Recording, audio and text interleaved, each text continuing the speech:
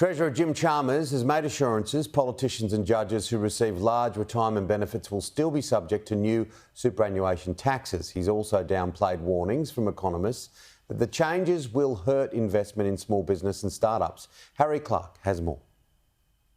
Questions remain about how Labor's proposed increases to superannuation tax will affect senior politicians who receive the defined pension benefit. There are plenty of parliamentarians on both sides who will qualify, having been elected before 2009. They include Bob Katter, Peter Dutton, Tanya Plibersek, Penny Wong, Chris Bowen and Prime Minister Anthony Albanese.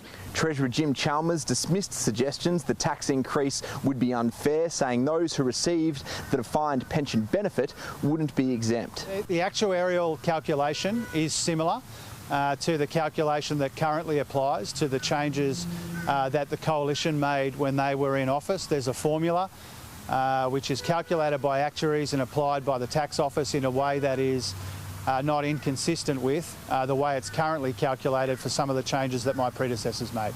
There's been no shortage of leading economists criticising Mr Chalmers' proposal.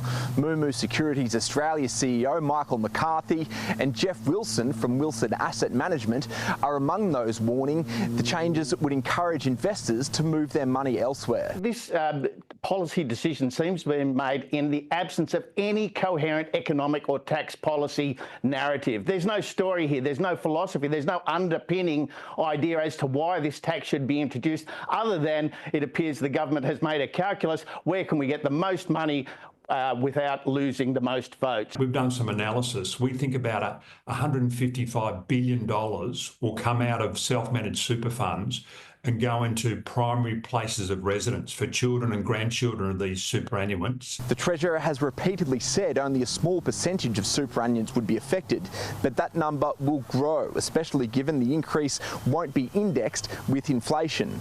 A 22-year-old earning an average wage with 12% superannuation will fall into the 3 million plus category by the time they turn 64. And I mean, we announced this policy, almost 2.5 years ago. It's been in the Parliament for a big chunk of that.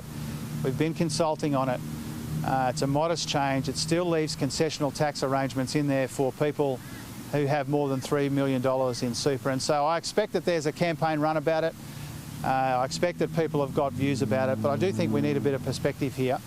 It is a modest change. The proposal will be debated during the first sitting of the new Parliament.